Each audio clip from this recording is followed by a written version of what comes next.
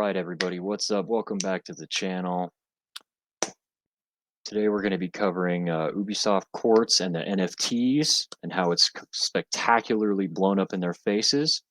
And today we're getting an article from Bounding Into Comics done by Ryan Pearson. And with that, let's just jump right in here. Ubisoft Quartz NFTs have made less than $700 USD across 18 sales since launch. Only 18 sales. That's pretty pathetic, guys. It's pretty pathetic. So Ubisoft's venture into NFTs, the aptly named Ubisoft Quartz, has reportedly made less than $700 across 18 sales since crypto gaming attempt launched earlier this month. And oh man, it went bad for them. It blew up in their faces, guys. For those unfamiliar, NFTs are non-fungible tokens. They are a form of ownership data which relies on blockchain system to verify one's ownership of a photo, video, or more. However, it should be noted that the purchase of NFTs does not confer any actual ownership of a given item to its owner. As explained by the concept's co-creator Anil Dash in a piece of The Atlantic, most blockchains are too small to hold the data of an entire image. So when someone buys an NFT, they're actually buying the rights to a hyperlink URL, which represents an image held on an outside server. This isn't a giant scam at all, guys. Don't worry about it. It's totally not a giant scam. But anyway, and worse, Dash continued, they're buying a link that, in many cases, lives on the website of a new startup that's likely to fail within a few years. Decades from now, how will anyone verify whether the linked artwork is the original? Because you won't be able to. Aside from the concerns over ownership, NFTs have also been frequently scrutinized for their high carbon footprints, and they're frequently used in scams. Well, I mean, explains a lot. Why Ubisoft wants in on that, doesn't it? Ubisoft Quartz was announced back in December 7th and touted as the first energy-efficient NFTs playable in a AAA game. Guys, if this isn't them trying to nickel and dime everybody some more, I don't know what is. We all know Ubisoft is pretty trash when it comes to their monetization and all of that. So, I mean, just look at what they've done with Assassin's Creed. It's going to be ridiculous. Assassin's Creed Infinite is going to be, or whatever, Infinity is going to be just a dumpster fire. So the first of these digits in the house name for the Ubisoft NFTs was launched for Tom Clancy's Ghost Recon Breakpoint on December 9th. And if you guys remember, that game did not do well. It was, yeah, not good. Let's just leave it at that. And it was made available exclusively to players who pre-registered for the Quartz platform, which couldn't have been many people, I would imagine. Composed of unique cosmetic items, vehicles, weapons, and equipment, Ubisoft claims that the digits offer players unprecedented ways to connect with and enjoy more value from the games they love. Each digit also has its own serial number with which other players can see in games.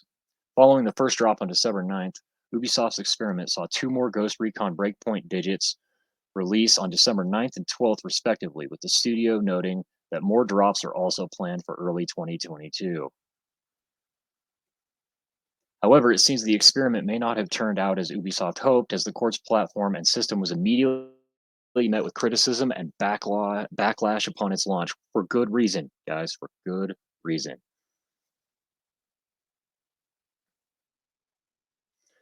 The required hours for unlocking subsequent drops also varied wildly, with a gun limited to only 2,000 copies requiring no game to acquire, while a pair of pants asked players to put in 100 hours of playtime. Hey guys, forget your full-time job where you make money and you better your own life and all that stuff. Spend 100 hours in this game that Ubisoft charges you for to play in the first place. Don't worry about work. You want that NFT. You'll make so much more money grinding out that NFT, guys. Seriously. Tessie was also critical of the potential for digits to enter Ubisoft's own marketplace and inflate in value, lamenting how, in the long term, Ubisoft will no doubt be taking a cut of these sales. I think that was your intention all along.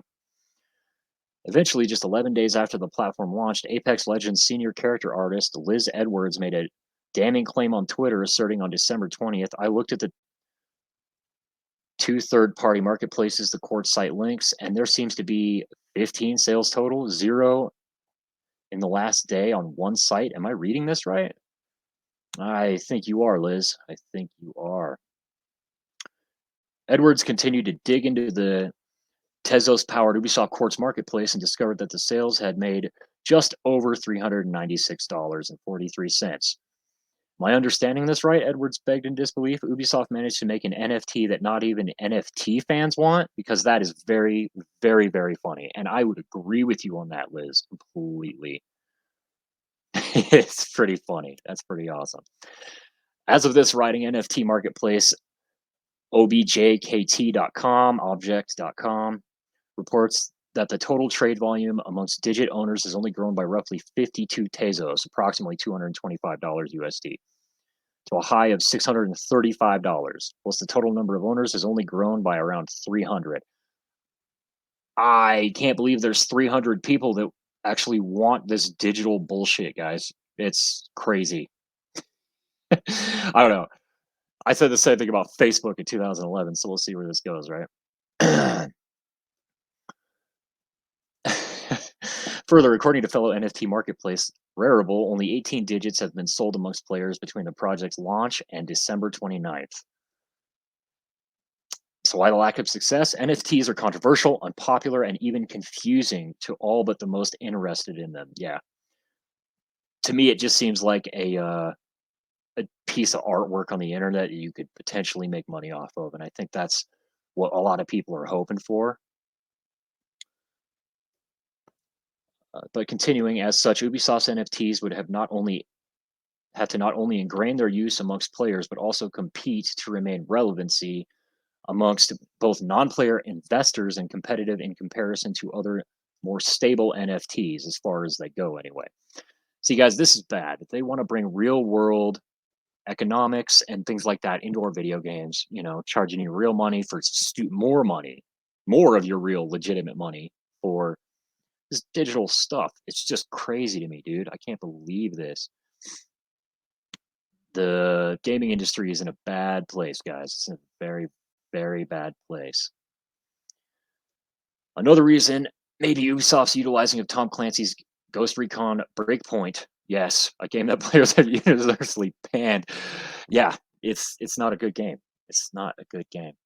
Better to encourage fans to play a loathed game than with an equally loathed crypto scheme. I love these guys at Bounding Into Comics. That is right on the nose. That is perfect. So there you go, guys. That's the gist of the NFTs at this moment. They've completely blown up in Ubisoft's face. You guys have anything else you'd like to add, or have any articles you'd like to share? Just hit me up in the comments.